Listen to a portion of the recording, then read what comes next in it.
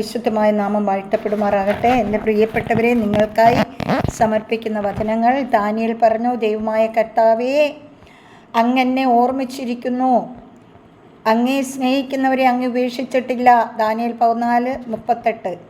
കഷ്ടതയിൽ ഞാൻ കർത്താവിനെ വിളിച്ചപേക്ഷിച്ചു, എൻ്റെ ദൈവത്തോട് ഞാൻ സഹായത്തിനായി നിലവിളിച്ചു.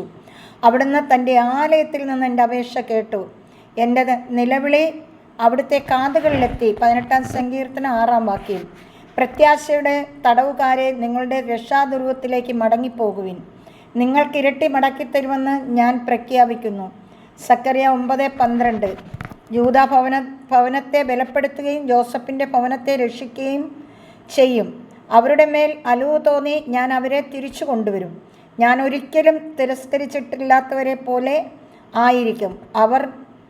ഞാൻ അവരുടെ ദൈവമായ കർത്താവാണ്, ഞാൻ അവർക്ക് ഉത്തരമരുളും. സക്കറിയ 10:6. ഞാൻ സമാധാനം വിതയ്ക്കും, മുന്തിരി ഫലം നൽകും, നിലം വിളവ് നൽകും, ആകാശം മഞ്ഞ് പൊഴിക്കും. ഈ ജനത്തിൽ അവശേഷിക്കുന്നവർ ഇതെല്ലാം അവകാശമാക്കാൻ ഞാൻ ഇടയാക്കും. സക്കറിയ 8:12. ഹല്ലേലൂയ. സന്തുഷ്ട ഹൃദയം ആരോഗ്യദേഹമാണ്, തളർന്ന മനസ്സ് ആരോഗ്യം കെടുത്തുന്നു. സുഭാഷിതം 17:22. കൃത്യമായ വാക്ക് തേനറ്റ പോലെയാണ്, അത് ആത്മാവിന് മധുരവും ശരീരത്തിന് ആരോഗ്യപ്രദവുമാണ്. സുഭാഷിതം 16:24. കഷ്ടതയിലൂടെ കടന്നുപോയെങ്കിലും എൻ്റെ ജീവനെ അവിടുന്ന് പരിപാലിക്കുന്നു. എൻ്റെ ശത്രുക്കളുടെ ക്രോധത്തിനെതിരെ അവിടുന്ന് കരം നീട്ടും. അവിടുത്തെ വലത് കൈ എന്നെ രക്ഷിക്കും. എന്നെക്കുറിച്ചുള്ള തൻ്റെ നിശ്ചയം കർത്താവ് നിറവേറ്റും. കർത്താവെ, അവിടുത്തെ കാരുണ്യം അനന്തമാണ്, അങ്ങയുടെ ദൃഷ്ടിയെ ഉപേക്ഷിക്കരുതേ. കർത്താവ് വീഴുന്നവരെ താങ്ങുന്നു, നിലം പറ്റിയവരെ എഴുന്നേൽപ്പിക്കുന്നു. സങ്കീർത്തനം 145:14.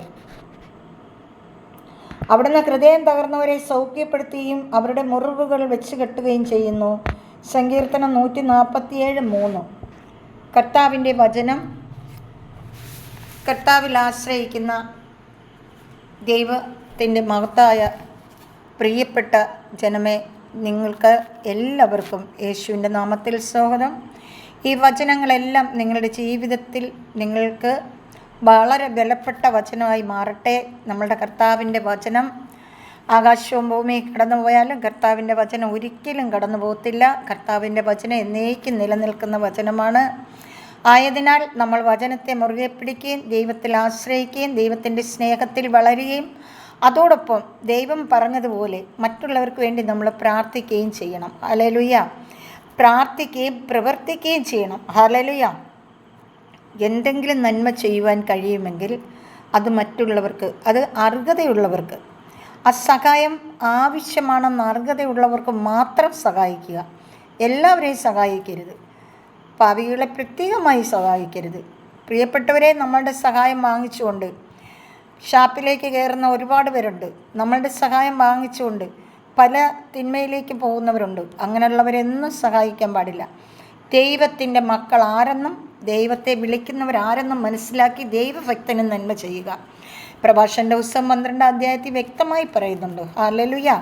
അങ്ങനെ നമുക്ക് ദൈവത്തിൻ്റെ മക്കളാകാം. നമ്മളെ കൊണ്ട് കഴിയുന്ന നന്മകളെല്ലാം ദൈവമക്കൾക്കായി നമുക്ക് പ്രവർത്തിക്കാം. ഹല്ലേലൂയ. അങ്ങനെ കർത്താവിൻ്റെ പ്രിയപ്പെട്ട മക്കളായി നമുക്ക് മുന്നേറാം.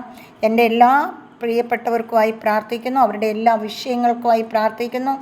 പിതാവേ, അങ്ങ് സഹായിക്കുന്ന കൃപയ്ക്കായി പ്രാർത്ഥിക്കുന്നു. പിതാവായ യേശുവേ, അങ്ങയുടെ വചനത്താൽ രൂപാന്തരപ്പെടുത്തി ശക്തിപ്പെടുത്തി പ്രാർത്ഥിക്കുവാനുള്ള കൃപകൾ നൽകി മറ്റുള്ളവർക്ക് പ്രാർത്ഥിക്കുവാനായി കർത്താവെ അങ്ങ് ഒരുക്കിയെടുത്ത ഈ സമയത്തെ ഓർത്ത് നന്ദിയോട് സ്തോത്രം ചെയ്യുന്നു.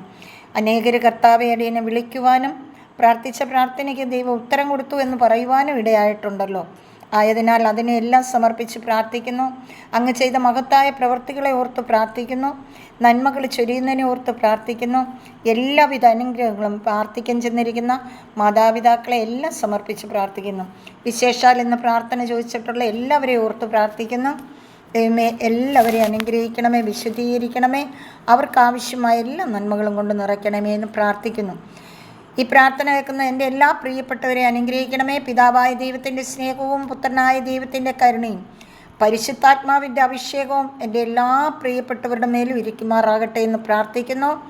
നിത്യം പിതാവും പുത്രനും പരിശുദ്ധാത്മാവുമായ സർവീശ്വര എന്നേക്കും ആമേൻ. കർത്താവ് നിങ്ങളെല്ലാം സമർത്ഥമായി അനുഗ്രഹിക്കട്ടെ. Praise the Lord.